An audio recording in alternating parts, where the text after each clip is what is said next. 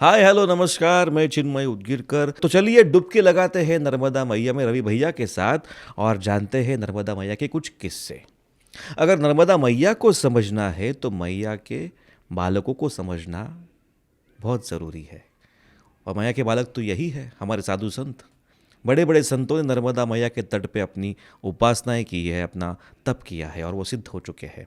ऐसे बहुत सारे संतों का लाभ और आशीर्वाद रवि भैया को प्राप्त है। तो भैया, आपके बचपन में पूर्ण पुरुषोत्तमानंद नाम के एक बहुत बड़े संत आपको दर्शन दिया करते थे, आपके साथ खेलते थे और आप बालक की तरह उनसे मनमुटाव करते थे, झगड़ते थे और बहुत अच्छे अच्छे किस्से हैं आपके उनके साथ।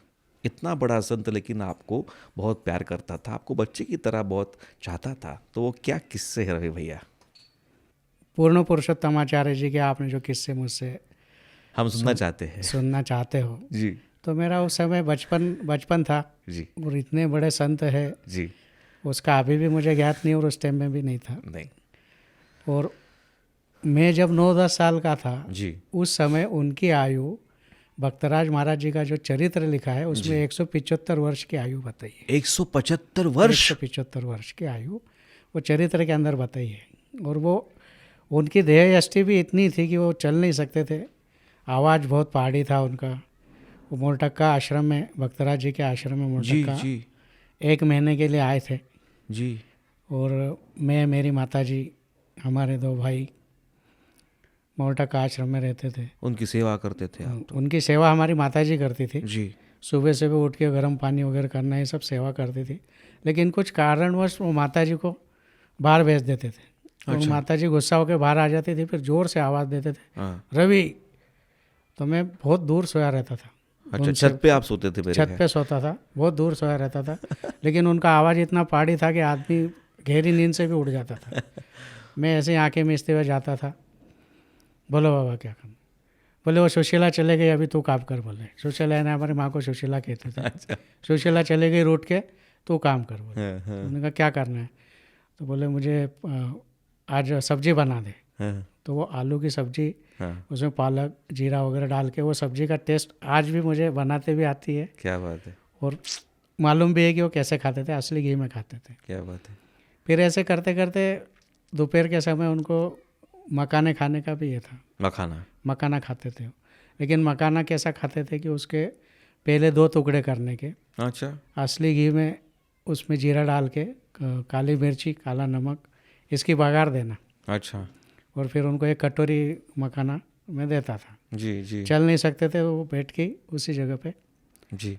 तो वो सब मखाने खाने के बाद में जो बचा हुआ रहता था, जीरे, काला नमक, काली मिरी, ये मेरे हाथ में दे देते थे। तो मेरे को लगा बाहर फेंकना नहीं है, बोले तू खा ले। तो मैंने कहा ये काला नमक नहीं, खा ले। बोले हाँ ऐसे 4-5 दिन चला। हाँ। तो मैंने कहा बाबा आज है ना मखाने मैं खाऊंगा और काला नमक तुमने खाने का। आपने ये बोला? हाँ उनसे? बोला मैंने। मेरे को क्या मालूम था कि ये इतने बड़े संत है, वो तो बस सेवा करनी है। बोले रोज आप मखाने खाते, मेरे को जलावा दे देते हो, आज आप खाओ। तो चल बोल ठीक है। जी तो सच में मैंने मखाने बनाए, मैंने निकाल लिए और उनको काला दे दिया मैंने। सब बघारा हुआ जो भी बचा था उनने भी खाया। हाँ। ऐसा फिर दोपहर के टाइम में ऐसा रहता था और शाम के टाइम में 3-4 बजे के टाइम उनको सेव फल खाने की भी आदत थी। सेफ फल। तो सेव फल कैसे खाने का? पूरे छिलके निकालने के। अच्छा।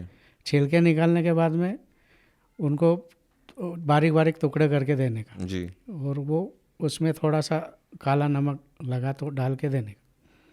और छिलके फिर मेरे को बोलते थे छिलके खा ले। मैंने कहा पापा छिलके मैं खाऊंगा और ये सेव आप खाएंगे? तो बोले हाँ। तो 2-4 बार तो मैंने खा लिए, खाने की इच्छा नहीं थी लेकिन फिर भी खा लिए मैंने। उसके बाद में एक दिन फिर वैसा आया, मैंने कहा बाबा आज छिलके तुम खाओगे और सेव मैं खाऊंगा। तो बस संतों की सेवा करना मालूम ही नहीं कैसी सेवा की जाती है, बस बचपन था तो उनने वैसा ही किया। छिलके वो खा गए और सेव फल में खाया। आपने खाया। और उसके बाद में ऐसा हमारा 8-15 दिन ऐसे ही चलते रहा। लेकिन भैया, जैसे आपने मुझे पहले कहा है, उनके पास परीस हुआ करता था। हाँ, वो परीस का किस्सा ऐसा है परीस पत्थर जिसे छूने से लोहा सोना बन जाता है, उनके पास वो था। सच में था भैया? तो ये आपके सामने बैठा है, सोना ही तो है। वो तो है, आपको तो बाबा का स्पर्श हुआ है। बाबा के पास जो परिस था, हाँ, उसका क्या किस्सा उसका है? किस्सा ऐसा था कि पूजा पाठ से मैं शुरू से यानी मेरे को बचपन से ज़्यादा लगाव नहीं था। जी सेवा करने का मुझे आनंद आता था जी। और ये मुझे बोल देते थे पूजा करो। उनके पास में एक स्टील के डब्बे के अंदर जी छोटी छोटी मूर्तियाँ रहती थी जी शालिग्राम की, जी और उनको आसन रहता था गद्दियों का, चुम्बल का आसन बोलते हैं उसको। जी जी हर एक के अलग अलग भगवान के, हर एक अलग अलग भगवान थे। जी शायद वो 9 ग्रह भी हो सकते, मुझे मालूम नहीं, जी। लेकिन 2-4 का उन्होंने बताया कि कौन थे क्या थे। तो मैंने कहा पूजा कर ले बोले। तो उनका आवाज़ इतना बड़ा रहता था कि आदमी हाँ या नहीं कुछ भी नहीं बोल सकता था। जी मैंने कहा हाँ ठीक है, पूजा करने बैठा। मैंने कहा सभी तो काले पत्थर है, हम्म। पत्थर है, ये भी मालूम नहीं कि शालिग्राम है जी जी या कौन से भगवान है, कौन सा क्या है। मैंने उठा के सबको एक साथ में पूजा करके रख दी। सबको दो डाला। बोले ला डिब्बा ला, बोले इधर डिब्बा। अरे बोले गधे, बोले किसको कहाँ रख दिया, बोले कौन सा भगवान कहाँ रख दिया, सबकी दिशाएं अलग अलग रहती है, तेरे को मालूम है कौन है? मैंने कहा सभी तो काले दिख रहे हैं। मैंने कहा मेरे को क्या मालूम इसमें कौन है? तो बोले ये गोपाल जी है, ये शंकर जी है, ये ग्रहों के उन्होंने बहुत से नाम बताया मेरे को, और बीच में एक शालिग्राम था। जी बोले शालिग्राम है। हाँ तो मैंने कहा ये क्या है? तो बोले शालिग्राम जैसे थे, लेकिन बीच में जो था वो परिस था। परिस। हाँ, बोले परिस है। मैंने कहा परिस क्या होता है? तो बोले परिस है, बोले ये। मैंने कहा ठीक है, मुझे क्या लेना देना परिस से। बस ऐसे फिर उन्होंने मेरे को सब समझाया कि पूजा किस विधि से की जाती है। मैंने कहा बाबा ये काम मेरे से नहीं जमेगा, जी बाकी का आप कुछ भी बोलो, ये पूजा का एक तो सब काले दिखते हैं, और मैं कौन सा भगवान किधर रखूँगा मेरे को मालूम नहीं। उसके बाद में मैंने पूजा करना बंद कर दिया। नहीं, वो परिस कैसे दिखने में काला कैसा था? काला सा था जी यानी कम से कम ज़्यादा बड़ा भी नहीं था, जी इतना 20-25 mm के आसपास का होगा। बीच में रखा था उसको, और उन्होंने बताया हाथ लगा के कि परिस है करके। ओ लेकिन परिस क्या चीज़ था बचपन में मुझे क्या मालूम, और आज भी मुझे दिख भी गया तो उससे मुझे कुछ लेना देना नहीं है। क्या बात है। ये तो हुआ बाबा के बारे में, पूर्ण पुरुषोत्तमानंद बाबा जी के बारे में ये हुआ। लेकिन भूरानंद बाबा जो नर्मदा तट के बहुत बड़े संत हैं, उनकी भी आप पे असीम कृपा हुई है, और उनके साथ भी आपके बहुत सारे किस्से हैं।